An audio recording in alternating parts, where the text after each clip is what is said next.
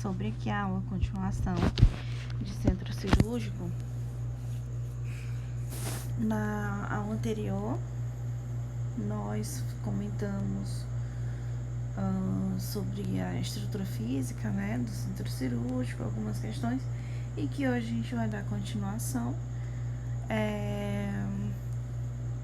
Isso é importante falar que desde lá das primeiras aulas que a gente vem falando sobre CME, nós vimos a importância, né, do setor, de cada compartimento ali do setor, o andamento de todo o processo, o processamento do material. E falamos na última aula, finalizamos falando sobre degermação, né, antisepsia.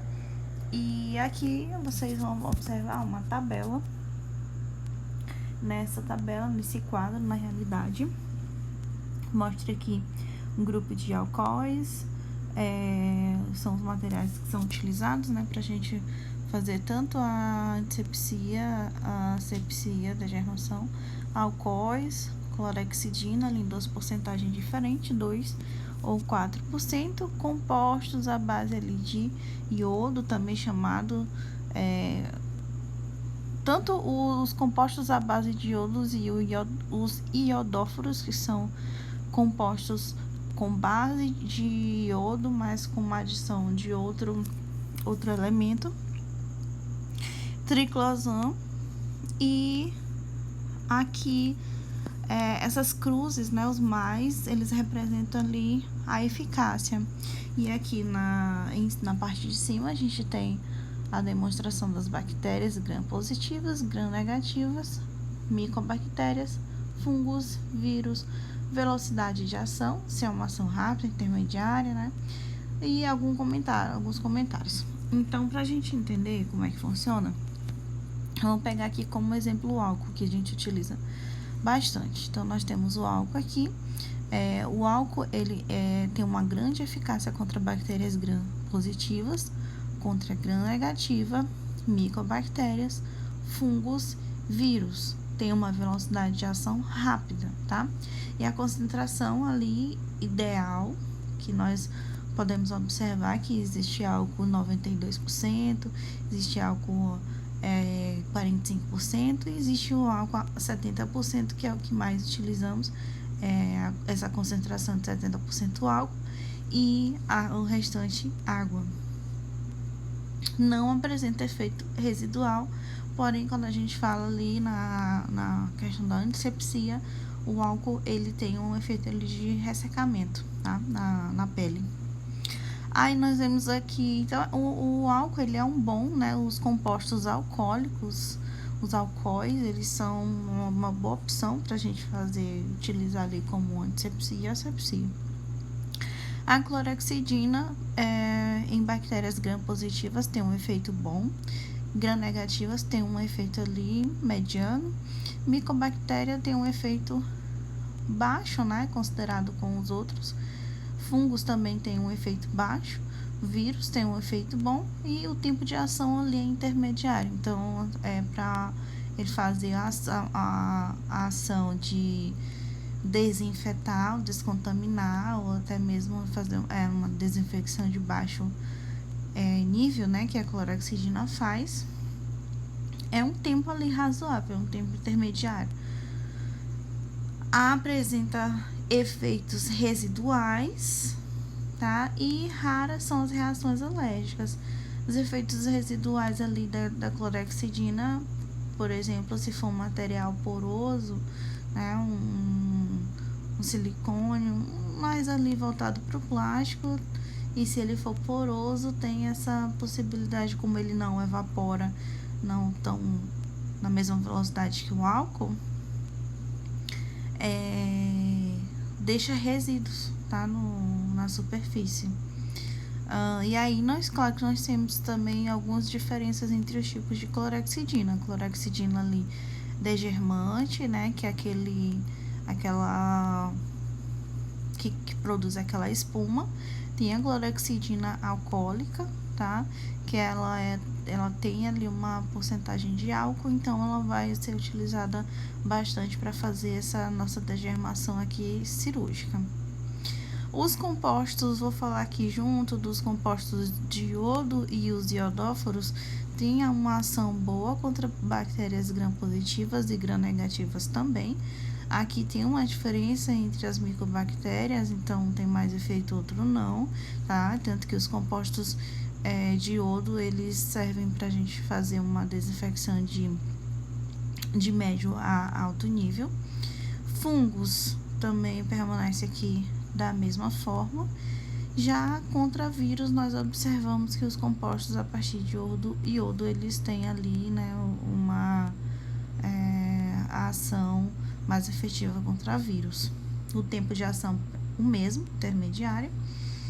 A velocidade, aliás, de ação intermediária. É tanto que falamos em slides anteriores, em aulas anteriores, que o tempo de ação ali para fazer uma desinfecção de alto nível de médio a alto nível ali, cerca de, dependendo do produto, né, também o fabricante, de 4, 6 ou até 10 horas.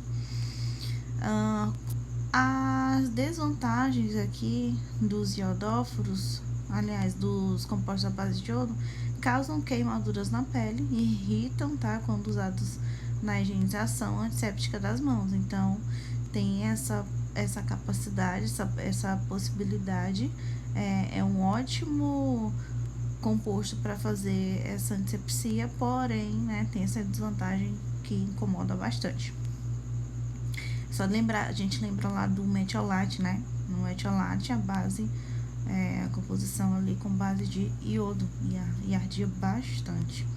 A irritação na pele, os iodóforos causam irritação na pele, menor que do composto de iodo, mas ainda assim é razoável. Apresenta efeito residual, tá? E aceitabilidade variável. Então, antes se utilizava bastante compostos a partir de iodo, por exemplo, aqui um iodóforo foi bastante utilizado, o PVPI. Então, ele era utilizado para leite de ferimentos, curativo, né? Há alguns anos atrás, de forma hospitalar, de forma caseira mesmo, digamos assim, até mesmo o metiolate é considerado aqui um iodóforo.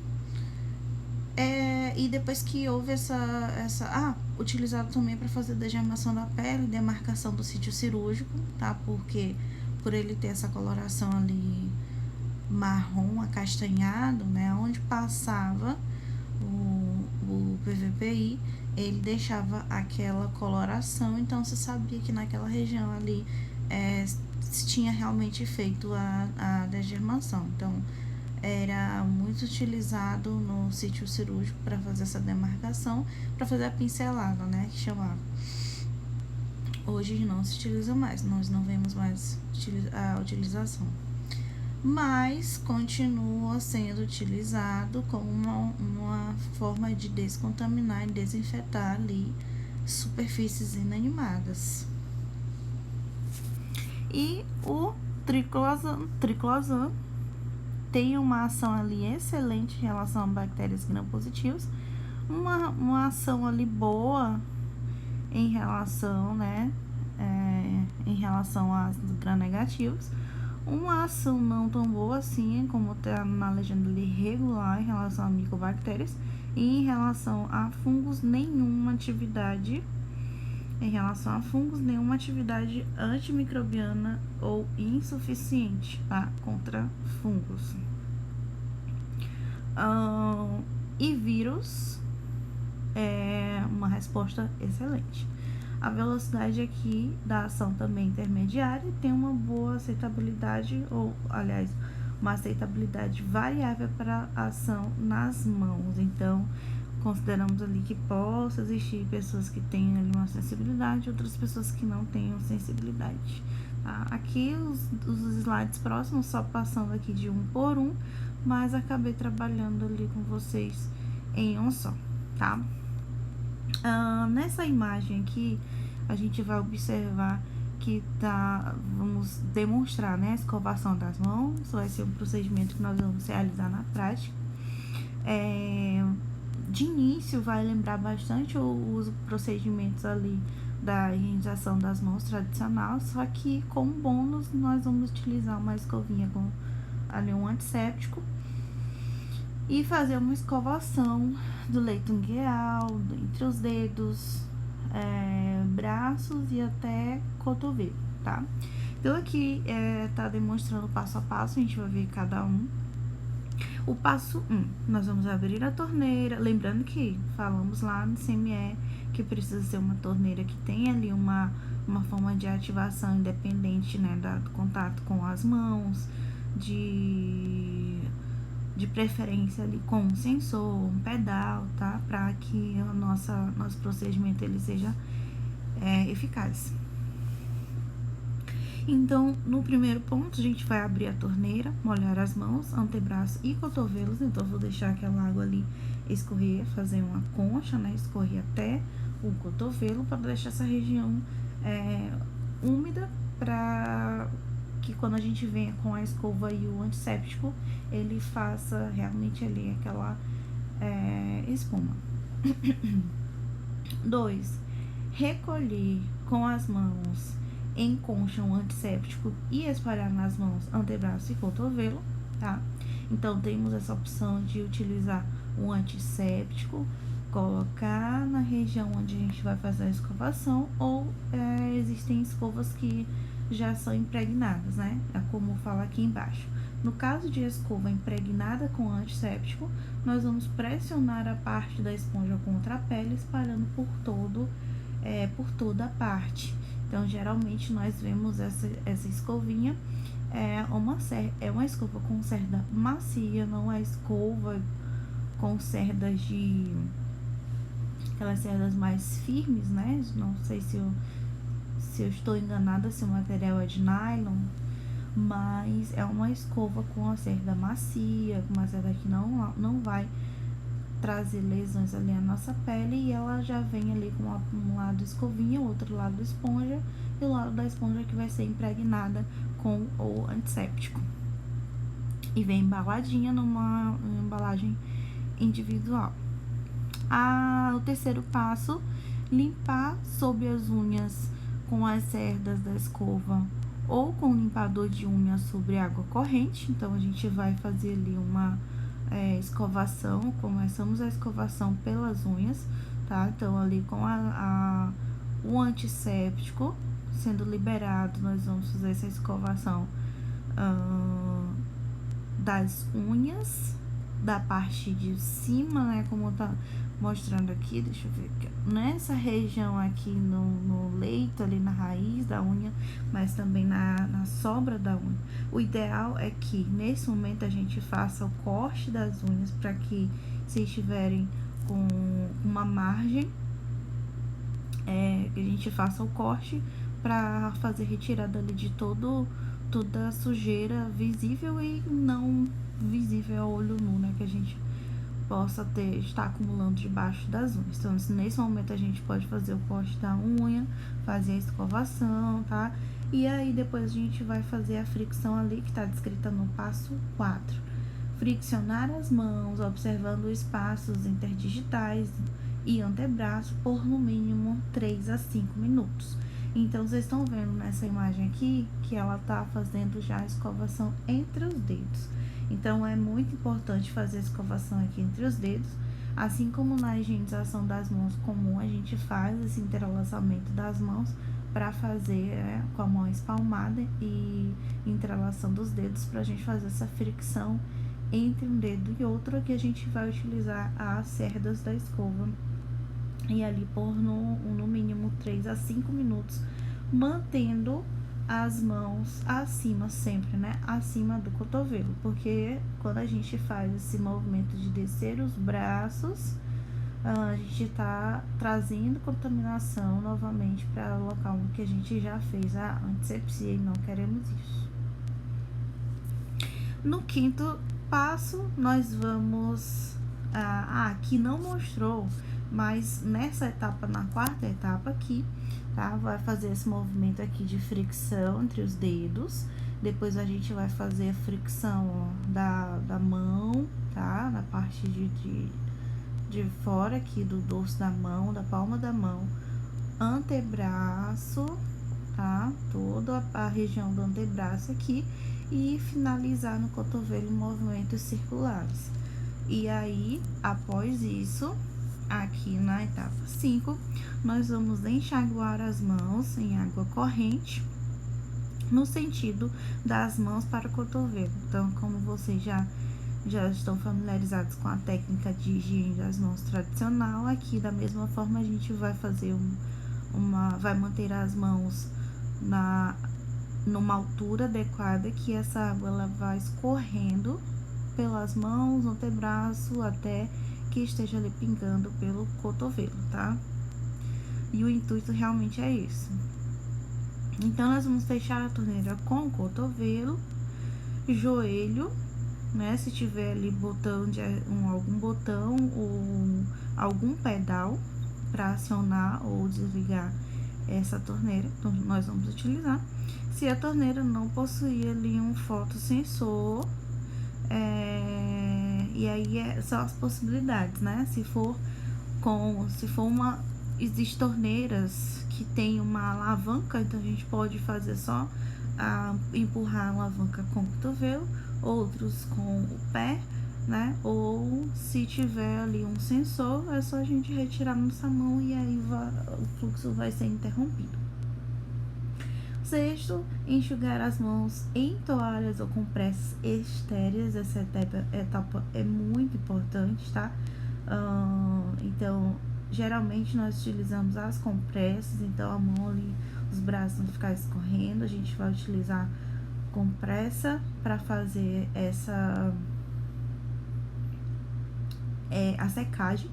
E por que estéreo? Porque ela deve ser estéreo, né? Porque logo em seguida a gente vai fazer a paramentação com o capote e após isso calçar as luvas estéreis. E lembrando que o capote também é um material estéreo. Então, com movimentos ali compressivos, nós vamos pegar as compressas e comprimir, tá? Fazer movimentos ali, ó, de compressão sobre a região, também nesse sentido, mão em direção ao cotovelo, então que ela começa pelas mãos, vai baixando até chegar nos cotovelos. Atentando para utilizar as diferentes dobras das toalhas ou compressa para regiões distintas. Então, para cada região que a gente for fazer uma compressão, a gente utiliza uma dobra da toalha ou da compressa. Essa informação também nós já conhecemos. Então, aqui a escovação ela vai seguindo esse fluxo.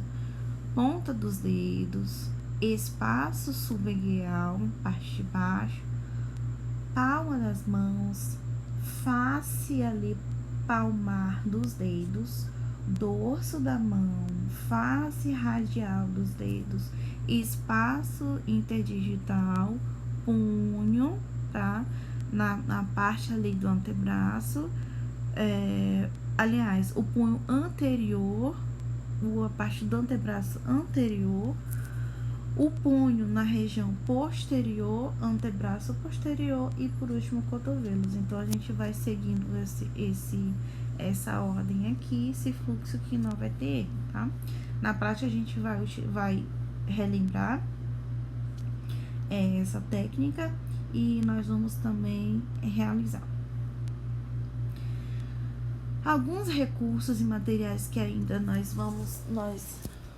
falamos. Alguns desses nós já comentamos, outros não, mas eu vou vendo aqui o que a gente já acabou comentando. Então, são classificados em permanentes ou de consumo, tá? Os recursos materiais. Por exemplo, um recurso permanente aqui, a gente poderia falar sobre o foco, né? Consumo, uma compressa. Uma compressa vai ser utilizada ali, vai ser descartável, o foco não, já tem uma duração maior. O controle dos materiais utilizados no centro cirúrgico são de competência da equipe de enfermagem, gente. Desde as caixas, a qualidade ali das caixas, os instrumentais, carrinho de emergência, funcionamento do bisturi elétrico, tudo isso dos focos, tá? De competência ali da enfermagem. Claro que aí, para isso, existe o enfermeiro supervisor, existe, que é de fato o enfermeiro que vai lidar mais com essas questões administrativas, né? Gerenciamento, porque ele vai estar ali todos os dias. O enfermeiro plantonista, ele já não vai ter esse acompanhamento diário, porque ele trabalha em regime diferente. Os materiais permanentes podem ser fixos ou móveis, assim como o exemplo que eu dei foco, ele tem um foco ali fixo e tem móvel.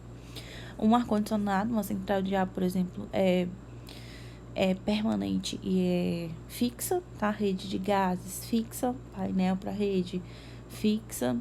Já um aspirador, tem um aspirador fixo, tem um aspirador móvel. Os móveis são aqueles que podem ser deslocados ou acrescidos à sala de operação de acordo com a necessidade do ato operatório, dentre os quais se destacam, e aí aqui nós temos alguns exemplos de equipamentos fixos: o negatoscópio, que é o aparelho utilizado para a gente fazer ali uma leitura do raio-x, tá? Canalização de gases permanente, tá? É um equipamento fixo que a gente não temos essa possibilidade de transferir uma rede de gases, a canalização de gases de uma sala para outra. Em cada sala tem uma, em cada leito vai ter um também. O foco cirúrgico central é aquele que fica ali bem no centro da sala, que ele não tem também essa possibilidade da gente fazer essa movimentação. Aqui o negatoscópio, tá? Precisamos ter no centro cirúrgico, porque uma das etapas que nós vamos ver ali na SAEP, o procedimento de cirurgia segura, né? O checklist de cirurgia segura, nós precisamos ter os exames de imagem ali à nossa disposição, em casos que se apliquem. Então, casos que o paciente ele tem o exame de imagem, nós temos que deixar ali à nossa disposição, tá? À disposição da equipe de enfermagem, da equipe médica durante o procedimento. Rede de gases aqui também, o óxido nitroso para fazer a sedação, ar comprimido, vácuo para fazer aspiração. Ar comprimido é o ar ambiente comprimido, o vácuo é para o aspirador e o oxigênio para oxigenar, né, gente? Não tem explicação. É o oxigênio ou é o oxigênio. Então, a gente vai precisar para o paciente, desde o paciente que ele está ali recebendo, ele está em um procedimento cirúrgico, vamos precisar da existência dessa canalização aqui de gases. O foco central, então, por mais que ele seja móvel ao ponto a gente mover ali posicionamento, tá? Ele é fixo porque ele vai, aqui como na imagem tá mostrando, fixo aqui no teto. Então, não temos a possibilidade de retirar, né? Até tem, mas não de forma ali rápida ou simples, de retirar e colocar em outra sala, enfim. Mas essa parte aqui é móvel, então nós podemos, como ela tá segurando, mover aqui de um lado, ajustar para o outro, tá? Tem a manopla aqui também, que durante o procedimento, outra manopla aqui, durante o procedimento, o cirurgião ou auxiliar podem segurar aqui na manopla, que é esterilizável, e ajustar ali o foco para melhorar ali a iluminação. Ó, como ele tá fazendo aqui, pegando de um lado pro outro, para ajustar ali o foco, a direção da luz ao local onde vai ser o sítio operatório. Então, nós temos aqui outros exemplos de equipamentos móveis, tá? Que vai ser bem rapidinho. Mesa cirúrgica é móvel, totalmente, completamente móvel. Então, nós podemos mover ela de lugar.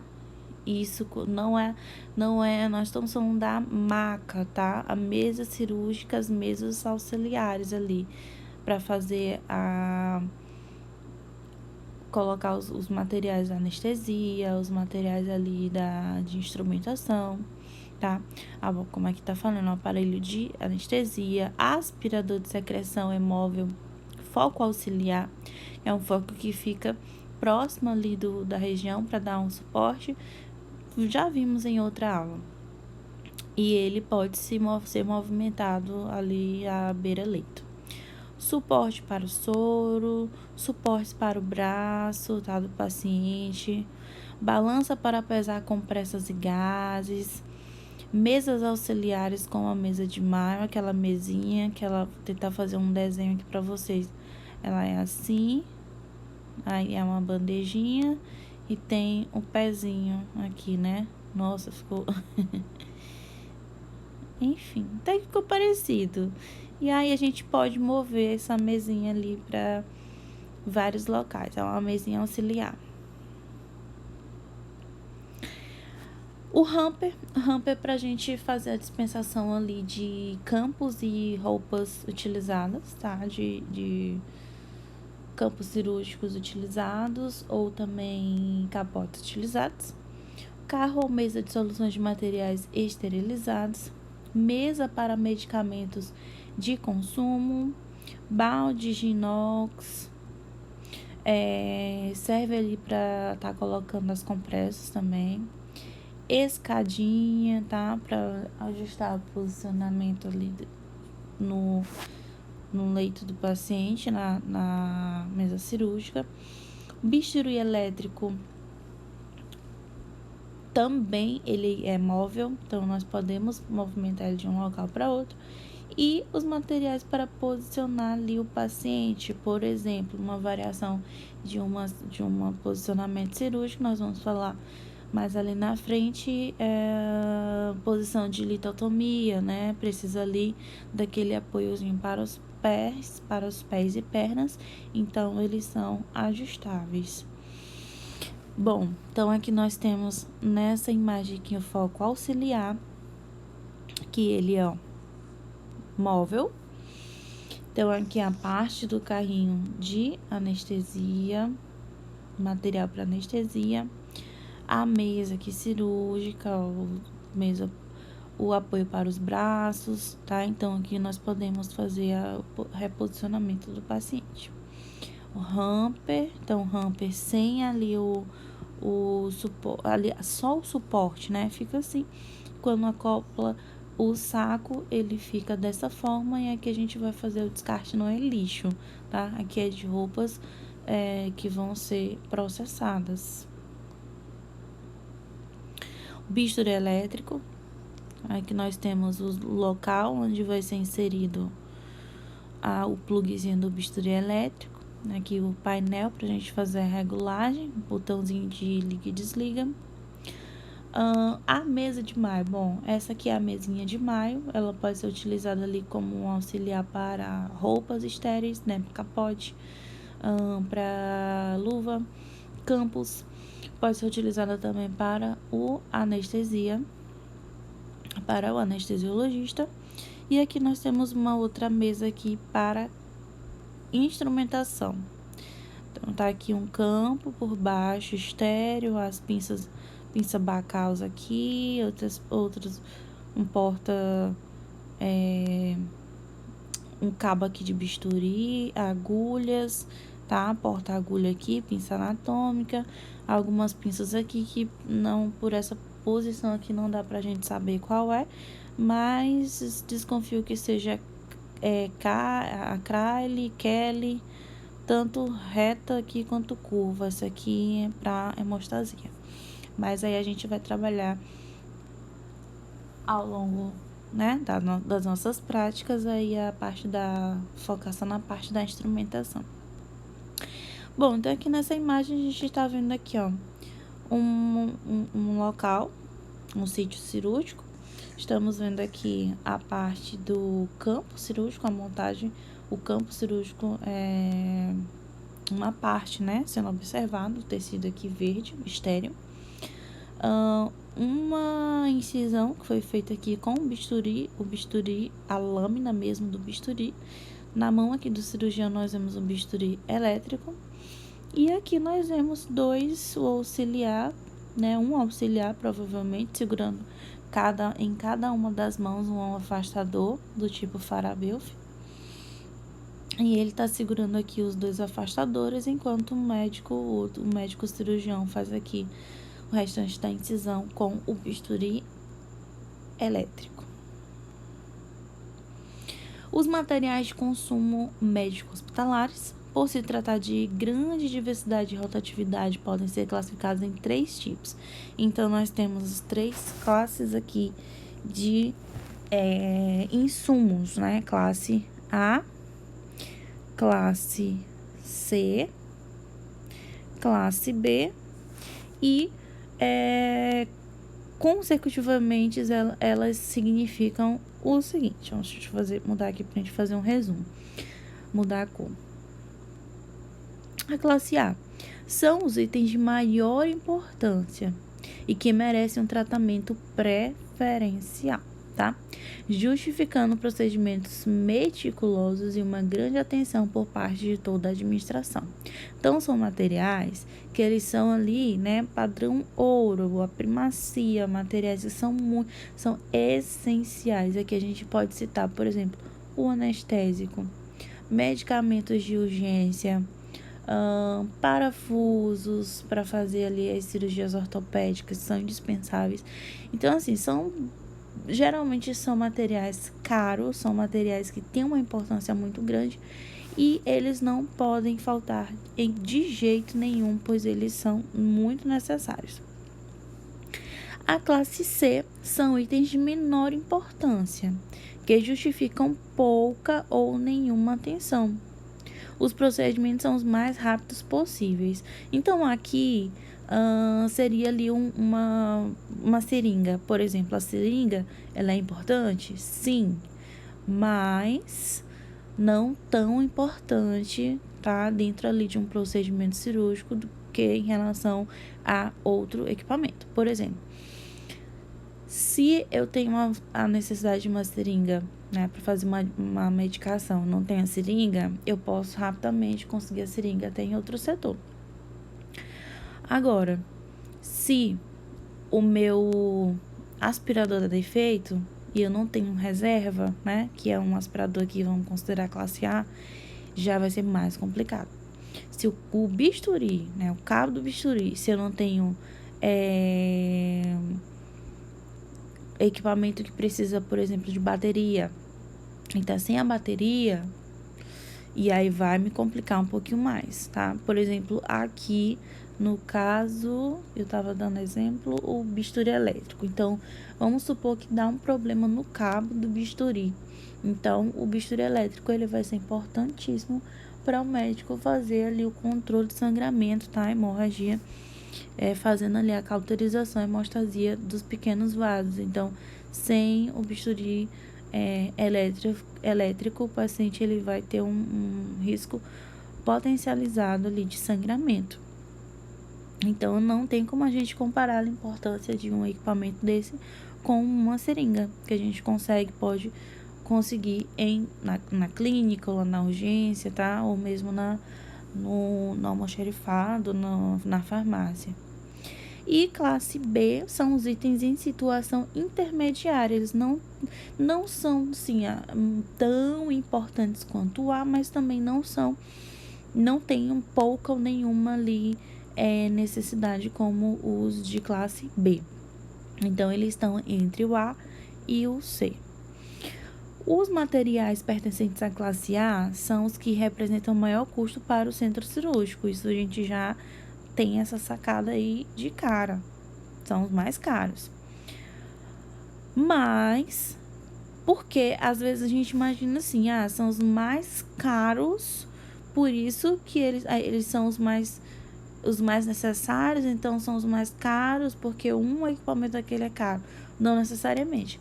Às vezes, pelo fato de a gente utilizar ele em grande quantidade, tá?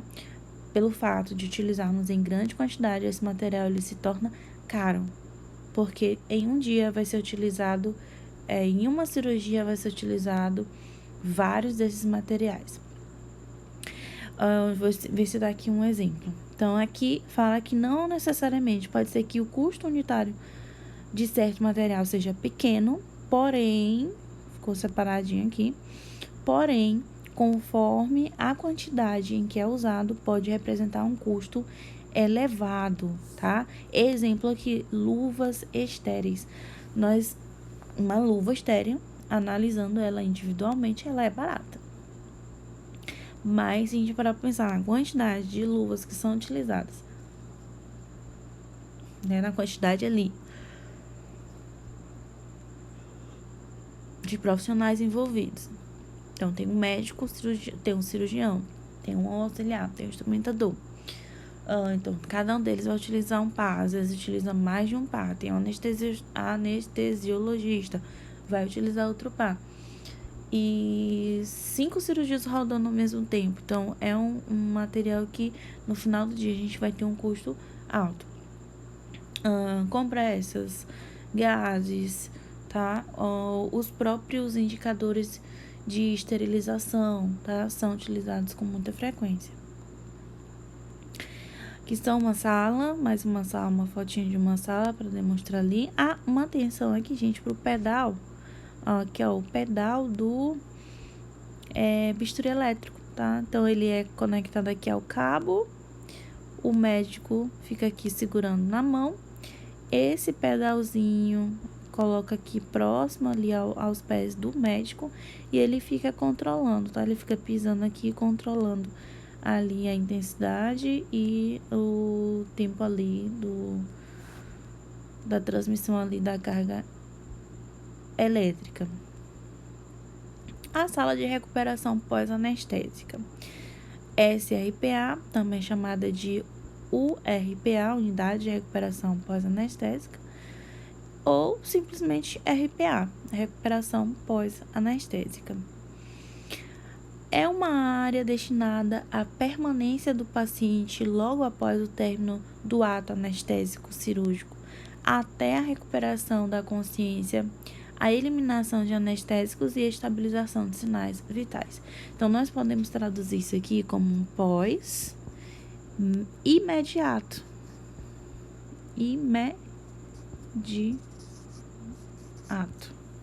É um pós-operatório. Nossa, ficou horrível essa letra. Deixa eu tentar escrever aqui de novo. Eu coloquei uma borrachinha aqui na ponta da caneta para não fazer tanto barulho.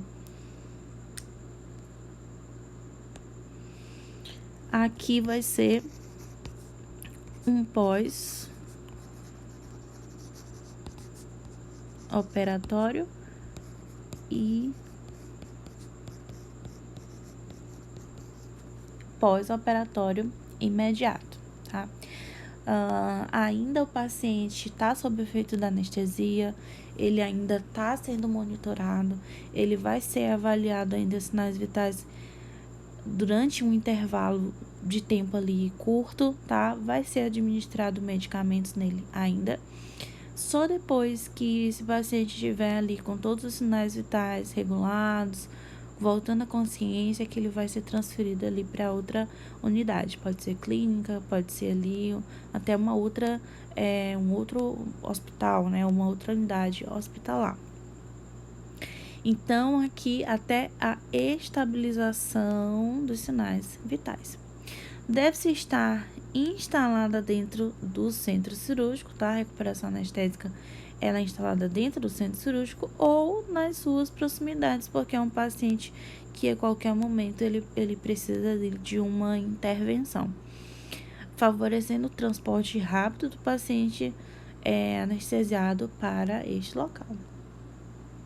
Então, o paciente, lá no centro cirúrgico, ele vai estar todo acoplado ali à rede de gases, ele vai estar sendo monitorado vai estar com o oxímetro, tá? Com o SFIG, tudo certinho, vai estar com o monitor. Então, quando ele é transferido para a sala de recuperação pós-anestésica, também ele vai seguir com os mesmos parâmetros. Vai estar com oxigênio, vai estar ali com o monitor cardíaco, vai estar com todos os recursos aplicáveis ali para que a gente consiga observar. O objetivo aqui da sala de recuperação pós-anestésica são proporcionar a recuperação do paciente, prevenir e detectar complicações relacionadas ao procedimento anestésico cirúrgico, porque sim, alguns pacientes não acabam se adaptando bem, né, ao retorno dessas funções após a anestesia. Então, o paciente ele pode ter ali alguma reação, então ele vai ter que estar sendo observado de forma bem criteriosa até que ele já consiga, tá, recuperar ali a sua condição não inicial, mas próxima ali da condição inicial, para que ele seja liberado para a clínica, tá? Porque lá na clínica ele não vai ter ali aquele mesmo suporte que ele teria na sala de recuperação pós-anestésica, ou se for um paciente que ele não está evoluindo bem, a gente vai encaminhar ele para a UTI, que aí sim também na UTI ele vai continuar tendo um atendimento intensivo e vai ter todos os equipamentos ali à disposição. Que na clínica, né, nós sabemos que um leito de UTI é muito diferente de um leito ali de uma clínica. Assim, o foco da assistência, tá? Assim, o foco da assistência de enfermagem na SRPA é assistir o paciente até que ele tenha se recuperado dos efeitos dos anestésicos, isto é, até que os seus sinais vitais e as suas funções motoras e sensitivas retornem aos níveis pré-operatórios, tá? Então, o mais aproximado possível ali do pré-operatório é o ponto em que esse paciente vai ser devolvido. Então, aqui são umas informações extras sobre essa sala de recuperação pós-anestésica, que nós temos uma sala com vários leitos, tá? Cada um tem sua própria rede de gases, tem seu monitor, então aqui os pacientes eles ficam acomodados. Então varia de acordo com o porte e complexidade ali do bloco cirúrgico. Então não adianta eu ter uma sala, um bloco cirúrgico com 3 salas, 5 salas cirúrgicas e eu tenho um leito de RPA, né? Então tenho que ter redundante, né? Nós necessitamos de quantidade de leito ali compatível com a quantidade de salas cirúrgicas.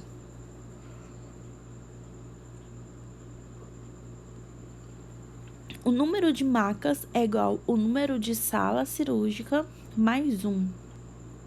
A cirurgia de alta complexidade e recuperação pode se dar na UTI, tá? Então, aqui, no caso, se eu tenho, por algum motivo, né, acontece de ter uma falha aqui na rede de gás, no monitor, então a gente pode encaminhar esse paciente diretamente para UTI. A distância entre leitos, claro que aqui é uma recomendação, tá? Uma distância ali de 0,8 metros. E aí a gente vê aqui a parte das cortinas funcionando ali como um biombo, separando cada leito. E a distância entre leito e parede, exceto ali da cabeceira, é de 0,6 metros. Então, aqui uma fotinho mais aproximada. Então, aqui em cima nós temos a rede de gás, nós temos o painel aqui, monitor, tá? Leito. E aqui as cortinas que vão dividir os leitos aqui, que vai funcionar, como eu falei, como biombos. Aí, aqui, o que nós vamos ter? Nós vamos ter o oxigênio com fluxômetro. Nós vamos ter o ar comprimido, o vácuo, caso nós precisamos fazer ali a aspiração de algo ainda na recuperação pós-anestésica. A sinalização de enfermagem, tomadas 110 e 220, que geralmente está acoplada aqui nos painéis, tá? Os monitores. O foco, monitor cardíaco, oxímetro de pulso e o esfigmomanômetro para a gente verificar ali o tempo todo a pressão arterial do nosso paciente. Outros equipamentos aqui que nós vamos encontrar também, ventilador mecânico. Vocês estão percebendo que a sala de recuperação pós-anestésica, ela funciona como uma unidade de terapia intensiva, só que provisória, né? Para o paciente ele permanecer ali por pouco tempo até que ele seja novamente regulado para um outro leito. Nós vamos ter sondas ali, máscaras, catéter, sondas de aspiração, carrinho de emergência com material de intubação ali pronto para qualquer eventualidade. O médico vai lá e faz ali uma intubação rápida. O ventilador, ele pode ser manual, tá? O equipamento e material de suporte cardiovascular para soro e transfusão, catéter, seringa, agulha, todos os materiais para medir a pressão venosa também, tá? Se for recomendado o paciente fazer ali uma pressão invasiva. Algumas informações sobre essa admissão na sala de recuperação pós-anestésica. Nós vamos conferir a identificação do paciente, o diagnóstico médico, o tipo de cirurgia realizada, a permeabilidade das vias aéreas e sinais vitais, assim que a gente recebe. Realizar o exame físico, isso inclui também a fiscalização do curativo cirúrgico. O curativo ainda é feito na sala operatória, tá? Da incisão, então a gente vai conferir como é que tá ali o curativo. O histórico médico pregresso e alergias pertinentes, anestésico e outros medicamentos empregados durante o procedimento, qual for o tipo de anestésico, se foi feito uso de antibiótico profilaxia, né, a prevenção através do antibiótico de infecção, quaisquer problemas que tenham ocorrido na sala de cirurgia que podem influenciar o cuidado pós-operatório. Então, se for um paciente que teve uma perda sanguínea considerável, então nós vamos ficar de olho. Nós vamos manter esse paciente muito bem hidratado, tá? Com o soro. O líquido administrado, perda sanguínea estimada, líquidos de reposição, que eu acabei de falar. Equipo, se ele tem ali a presença de equipos, de drenos, catéteres ou outros dispositivos. Nós vamos fazer uma vistoria desse paciente, tá? Mais uma foto aqui para demonstrar. Monitor, painel, rede de gases, tomadas, suporte para soro. Esse aqui já é um pouquinho mais atual, né? Vocês observam aí pelos equipamentos. Essa aqui também já parece bastante uma UTI. Critérios para a alta. Então, quando é que esse paciente ele vai sair, tá? Ele vai receber alta da recuperação pós-anestésica. Porque, gente, é o seguinte, no checklist de cirurgia segura, nós fazemos uma tripla checagem. A primeira checagem é quando a gente recebe o paciente, tá? Antes da indução do anestésico. A segunda checagem é antes da incisão cirúrgica, antes do médico fazer a incisão. E a terceira checagem é antes da finalização do procedimento e do paciente receber a alta da sala cirúrgica para ser admitido na sala de recuperação pós-anestésica. Então, quando nós recebemos esse paciente para a recuperação pós-anestésica, nós vamos fazer uma nova avaliação. E quando esse paciente ele vai ter alta, também nós vamos levar esses critérios aqui em consideração, que são a recuperação completa da consciência,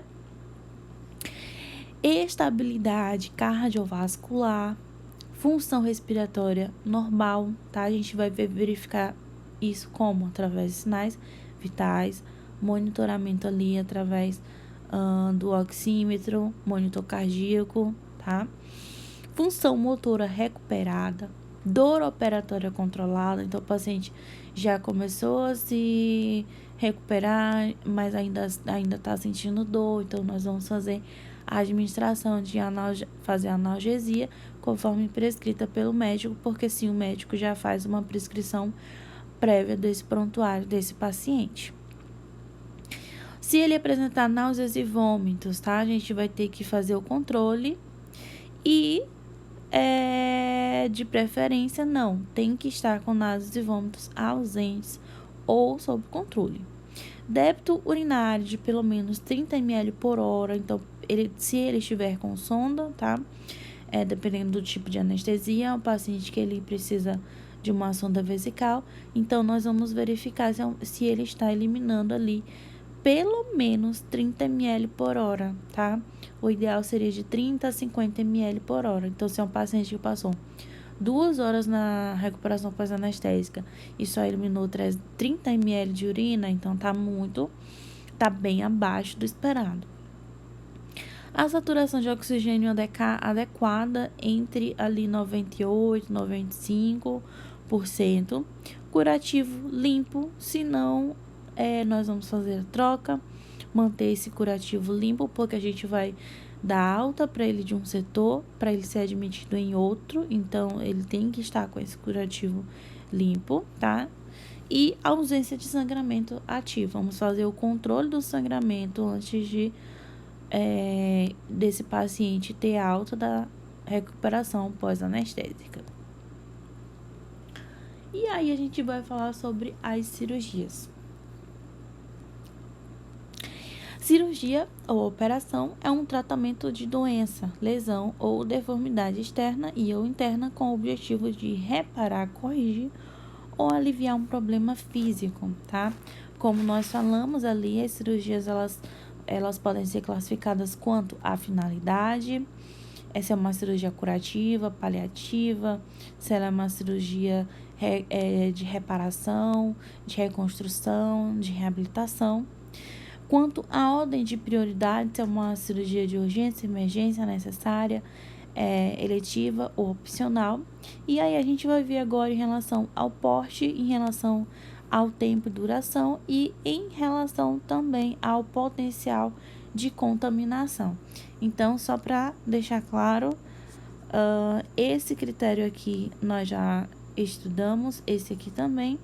Então, nós vamos falar agora sobre o porte, sobre o tempo de duração e sobre ali o potencial de contaminação. Então, a classificação das cirurgias, elas podem ser divididas aqui nesses 5 pontos, certo? Aqui da parte de nós já falamos, eu vou só dar uma adiantada, tá? Porque nesse slide aqui ele vai estar mostrando todo o conteúdo que a gente já viu em relação a aquelas classificações, e a gente vai passar aqui logo para o porte. Então, em relação ao porte da cirurgia, nós temos aqui uma cirurgia de grande porte, uma cirurgia de médio porte e uma cirurgia de pequeno porte. Então, quando é que uma cirurgia vai ser aqui de pequeno porte, por exemplo? Pequena probabilidade de perda de fluido de sangue, tá? São procedimentos minimamente invasivos, são procedimentos como, por exemplo, uma biópsia, tem ali perda mínima de sangue. Uma rinoplastia, por exemplo, é uma cirurgia, dependendo da técnica que vai ser utilizada, tem um mínimo de sangue ali sendo perdido, tá? E como exemplo aqui nós utilizamos as cirurgias plásticas, a mamoplastia, a endoscopia, a visualização ali da cavidade interna digestiva, tá? Então são cirurgias que são simples, que não tem ali uma grande perda de sangue. Então aqui, em relação ao risco, tá?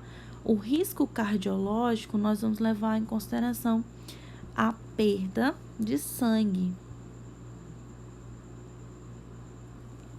a quantidade de sangue que vai ser perdida.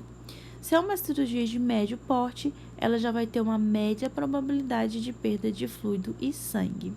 É tanto que nós vamos observar que lá no checklist de cirurgia segura, uma das checagens pergunta se tem a possibilidade de ter uma pequena ou grande perda de fluido, tá? Então, aqui, isso tá fazendo uma referência que se é uma cirurgia esperada, né? Que seja uma cirurgia de pequeno porte, médio porte ou grande porte. Levando em consideração também, gente, que uma cirurgia, por exemplo, de médio porte, ela pode se transformar em uma cirurgia de grande porte, à medida em que tem complicações e precisa ali passar mais tempo em mesa, precisa fazer mais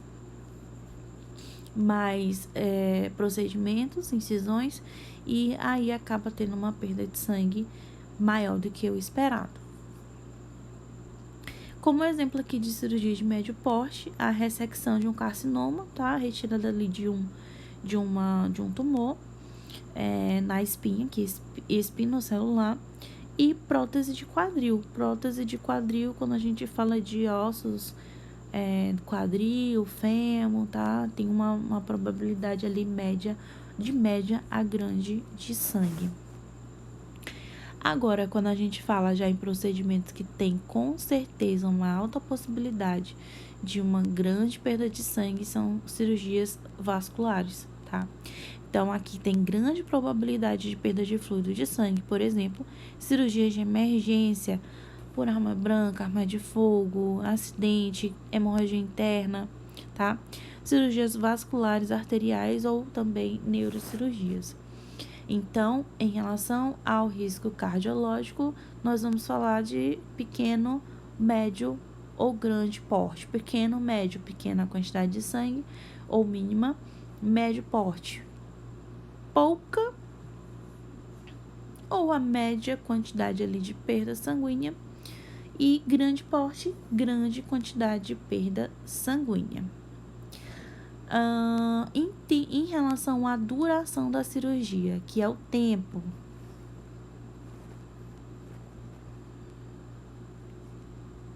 Tempo de procedimento em mesa. Nós temos porte 1, porte 2, porte 3 ou 4. Só para relembrar, esse porte aqui, ó, pequeno porte, médio porte, grande porte, em relação à perda sanguínea. Porte 1, 2, 3 ou 4, em relação ao tempo de mesa, tempo de cirurgia. Cirurgia de porte 1 tem 2 horas de duração, até 2 horas. Então, aqui pode ser desde uma apendicectomia, uma colecistectomia, tá? Pode ser uma cesariana, uma rinoplastia. Porte 1, cirurgias que têm uma duração até 2 horas. Porte 2, cirurgias de 2 a 4 horas. Então, olha só, uma apendicectomia aqui, ela pode ter ali uma complicação e passar de uma cirurgia de porte 1 para porte 2, tá? Demorando mais o tempo ali da realização do procedimento. Pode acontecer uma histerectomia, pode passar de porte 1 para 2. Então, aqui, uma cirurgia de porte 2 vai ter uma duração de 2 a 4 horas. Exemplo, uma colecistectomia, gastrectomia. Porte 3, nós temos as cirurgias que duram ali em média de 4 a 6 horas. Exemplo, uma craniotomia, já é uma neurocirurgia, tá? E ali, cirurgias de porte 4 são procedimentos que duram mais de 6 horas. E a porte 3, elas podem evoluir de porte 1 para 2, de 2 para 3 e de 3 para 4, tá? E cirurgias que duram acima de 6 horas, como aqui um transplante de fígado, transplante de coração, né? Enfim, são cirurgias que são porte 4, porque elas têm uma duração maior. Quanto ao potencial de contaminação, o que seria isso? É o quanto essa cirurgia ela pode ser considerada limpa ou suja, contaminada, tá? Dependendo do local onde vai acontecer esse procedimento. Então, aqui a portaria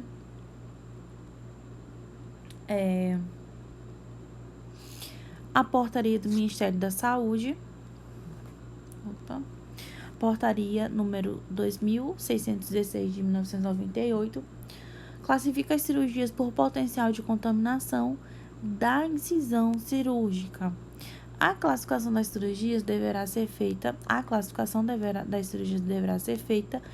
no final do ato cirúrgico pelo cirurgião, de acordo com as seguintes indicações. Então, ele vai falar por quê.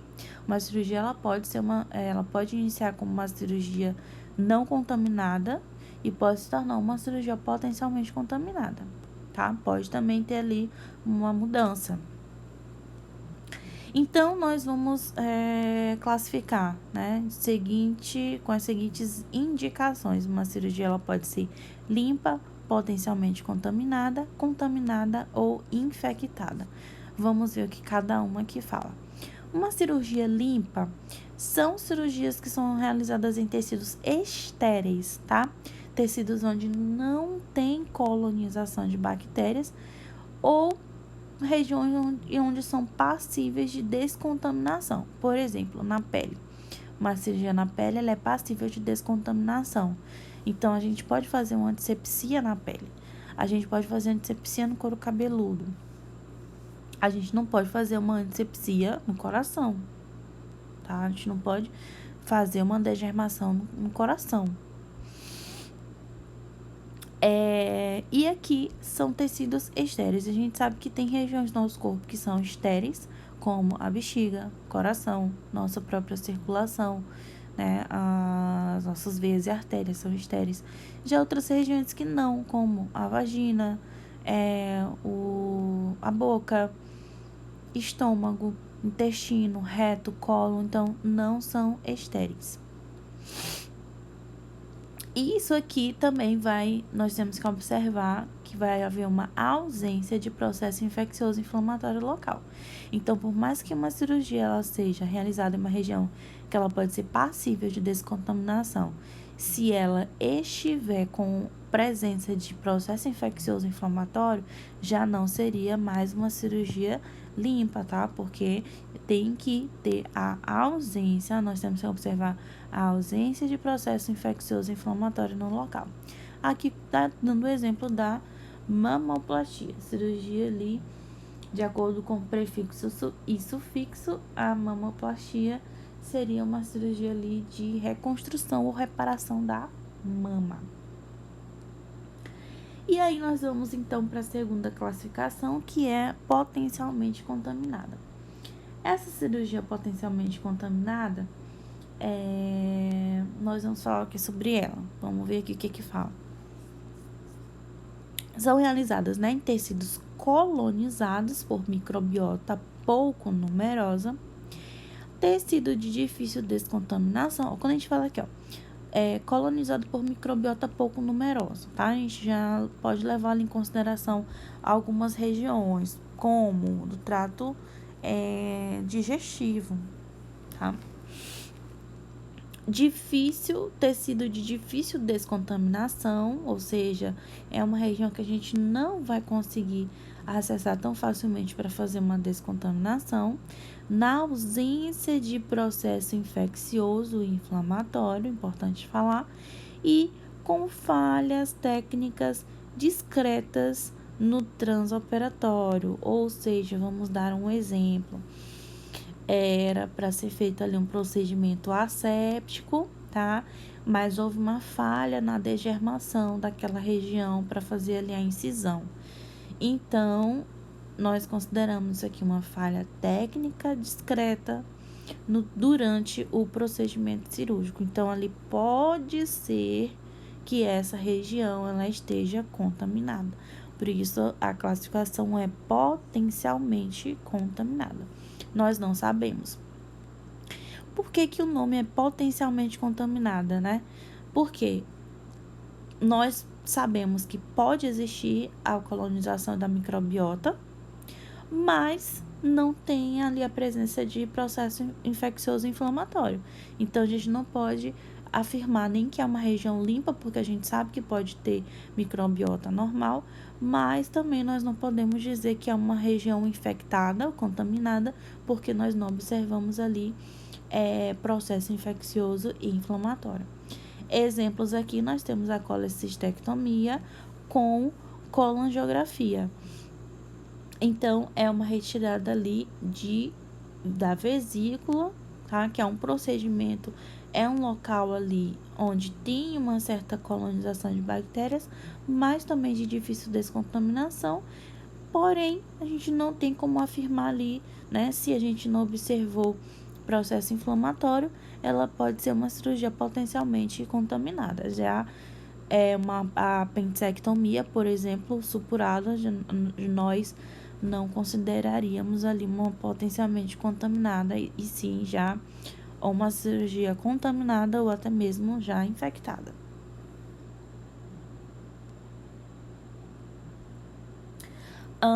Então, aqui a contaminada. A cirurgia contaminada, os tecidos abertos e recentemente traumatizados, tá? São o foco dessa cirurgia.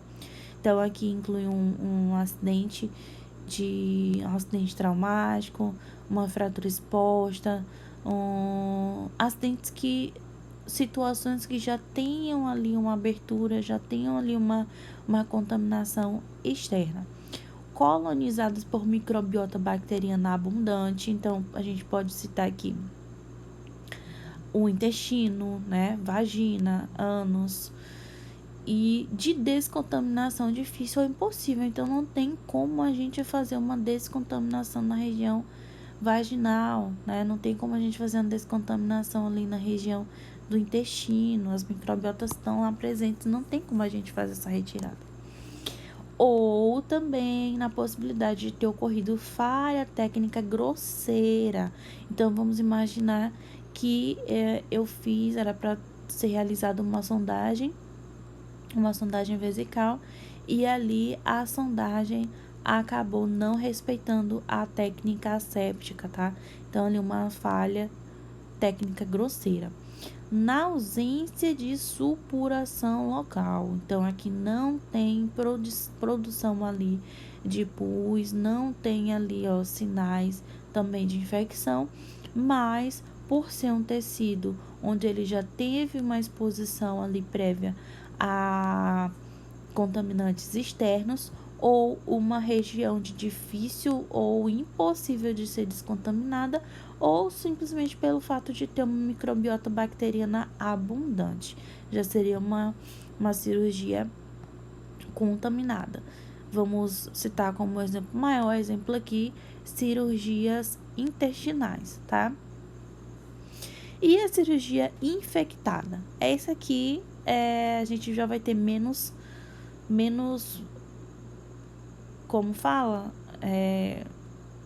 mais segurança, né, em identificar. Olha só, tecido ou órgão em presença de processo infeccioso. Então, tem processo infeccioso, já era a cirurgia infectada. É uma cirurgia que foi feita, o paciente não teve uma boa recuperação, o paciente não teve uma higienização adequada, a cirurgia infeccionou, teve separação de descolamento de ponto, teve descolamento de borda, infeccionou, né? Teve que fazer fixação de dreno, tá saindo bastante secreção, tem que voltar para a sala de cirúrgica para fazer um desbridamento, ou então um novo procedimento, né? Uma laparotomia, por exemplo, é comum disso acontecer. Então, cirurgia infectada. Tecido necrótico, tá? Uma paciente com uma lesão ali diabética, que tá com o tecido necrosado, uma lesão por pressão com tecido necrosado, certo? Já infectado, nós já temos certeza que naquela região ali tem micro-organismos causando a infecção. Corpos estranhos e feridas de origem sujas, tá? Então, aqui não temos dúvida. tá na presença de infecção, tem pus, tem exudato, ferida, cirurgia infectada. Exemplo, as cirurgias de reto e ânus com secreção purulenta, tá? Então, aqui já é um agravante, já é uma região que tem bactérias, tem a microbiota e ainda, além disso, nós estamos vendo aqui a produção de pus. Essa parte, gente, também eu vou dar uma passada, porque nós já trabalhamos na aula anterior, as terminologias cirúrgicas, tá?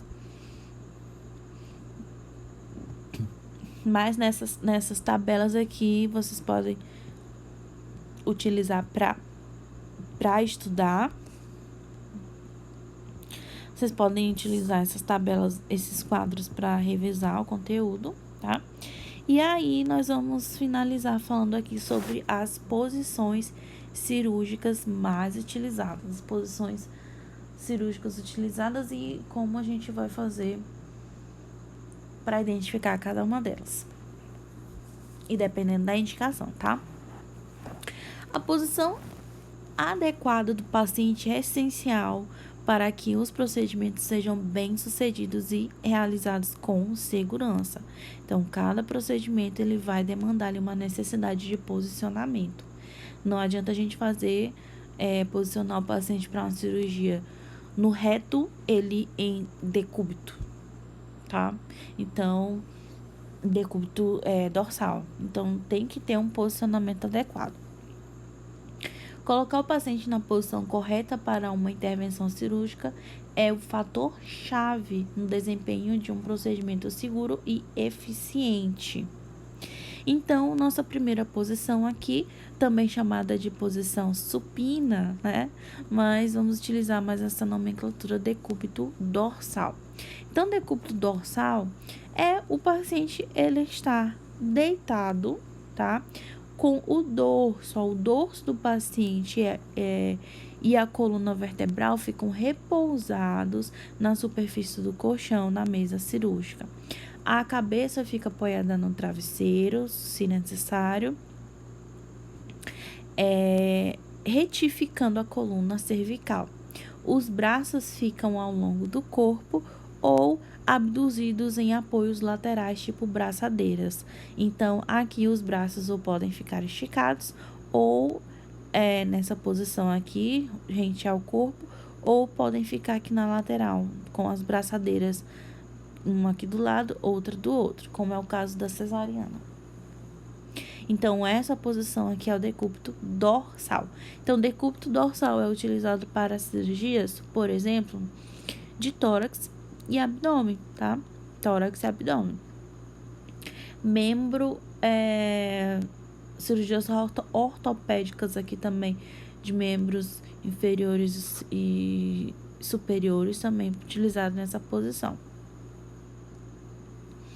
A posição de decúbito ventral ou prona. Só que essa posição aqui, ela tem uma variante, pois ela tá com uma inclinação aqui na coluna. É quase que uma posição de sinos, tá? Só que, como aqui tá dando um exemplo de cirurgia de coluna ou hernia de disco, então essa parte tem que ficar mais evidente por conta da coluna. Decúbito ventral ou prona.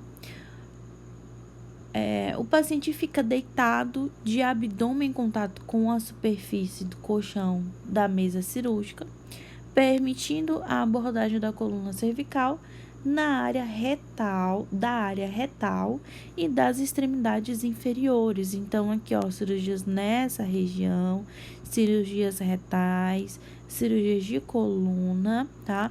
Podem ser realizadas em decúbito ventral. Os braços devem ficar estendidos para frente, tá? Aqui, como tá, as braçadeiras já estão localizadas para frente, não na lateral. E apoiadas em talas.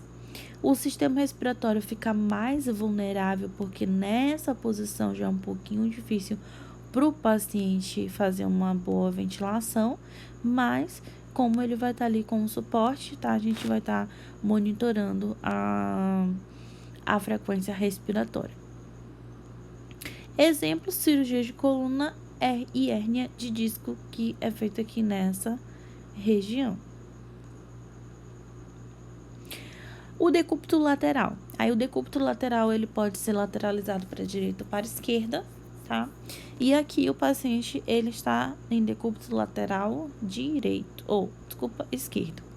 O paciente permanece em decúbito lateral, esquerdo ou direito, oferecendo acesso à parte superior do tórax e região renal. Então, aqui a gente já deduz que cirurgias renais, tá, são realizadas nessa região, já que tem um acesso aqui favorável aos rins. Sempre do lado contralateral ao da cirurgia, tá? E cirurgias torácicas, por exemplo, cirurgias de correção de válvula cardíaca, tá? Dependendo de qual válvula nós estamos falando, não vai estar, né, no decúbito aqui nessa posição, mas ele vai estar oposto, com os braços para cá, mantendo a parte do coração aqui para cima. E a incisão ela pode ser feita aqui, ó, da parte de trás até a parte da frente. Cirurgia torácica, tá? Aqui, para manter um conforto do paciente, pode ser colocado um colchim ou ali um campo entre as pernas para manter, para não fazer atrito, né, entre uma perna e outra. Aqui também os membros vão estar fixados às braçadeiras e talas, para que o paciente também fique ali numa posição tranquila. A posição de litotomia ou posição ginecológica, também uma posição muito conhecida aí da ginecologia e da obstetrícia, tá? Para fazer cirurgias ali na região da vagina, região do períneo, região ali, até para fazer toque vaginal, né? O parto também é utilizada nessa cirurgia. Até mesmo para exames, né? Exame citopatológico. O paciente permanece em decúbito dorsal, com as pernas flexionadas, afastadas e apoiadas em perneiras acolchoadas e os braços estendidos e apoiados. Então, como exemplo aqui, nós temos a histerectomia vaginal, a histerectomia com acesso pela vagina. Aqui nós temos a posição de Trendelenburg. A posição de Trendelenburg é legal porque o anestesista, logo após fazer a anestesia, tá? Fazer isso para alguns pacientes, depende aí também do tipo de anestésico utilizado e da cirurgia. Então, o anestesista faz a aplicação e pede para a equipe de enfermagem fazer a posição de Trendelenburg, tá? Então, o paciente ele fica ali com a cabeça mais baixa que os pés. Uma variação da posição de decúbito dorsal, onde a parte superior do dorso é abaixada e os pés são elevados. Mantenha as alças intestinais na parte superior, interessante isso aqui, porque como o posicionamento dele, né, por gravidade, os órgãos eles vão ter um deslocamento para baixo, tá? Os órgãos eles vão ter um deslocamento para cá. Então, se eu quero acessar mais essa região, tá? Essa região aqui, então, quando faz a Trendelenburg, os órgãos se afastam mais para cá e a gente consegue acessar. Também cirurgias ortopédicas que a gente quer em membros inferiores, tá? Para diminuir ali o sangramento, pode ser feito esse posicionamento ali também, porque ele vai contra o refluxo de sangue. O fluxo, aliás, de sangue arterial. Mantenha as ossos intestinais na parte superior do abdômen. E exemplo, posição utilizada para cirurgias de órgãos pélvicos, laparotomia de abdômen inferior, tá? Justamente aqui nessa região. A posição de Trendelenburg reverso se a Trendelenburg normal, a cabeça tá para baixo e o pé para cima, Na Trendelenburg reverso vai ser o contrário, cabeça para cima, pés para baixo, tá? Então, ela é uma variação. Trendelenburg é assim, Trendelenburg reversa assim, ó, como tá mostrando. A Trendelenburg aqui tá a cabeça, aqui tá o pé. Na reversa a gente baixa o pé e a gente eleva a cabeça. Mantenha as alças intestinais na parte inferior, então aqui já é o contrário. As alças intestinais, elas já vão pela gravidade também, ó, se deslocar para baixo, vão ficar nessa porção aqui. Reduz a pressão sanguínea cerebral, então cirurgias, neurocirurgias também indicado que se faça nessa posição. Claro que se a gente fizer uma Trendelenburg no paciente que vai ser neuro, o sangue, ele, como dizia vó, né, e mãe, o sangue vai para a cabeça. Então, a gente faz essa posição, é uma opção de fazer essa posição Trendelenburg reversa para pacientes que são de neurocirurgia. Exemplo, posição utilizada para cirurgia de abdômen superior e cranianas. A posição de Fowler, ou sentada, tá?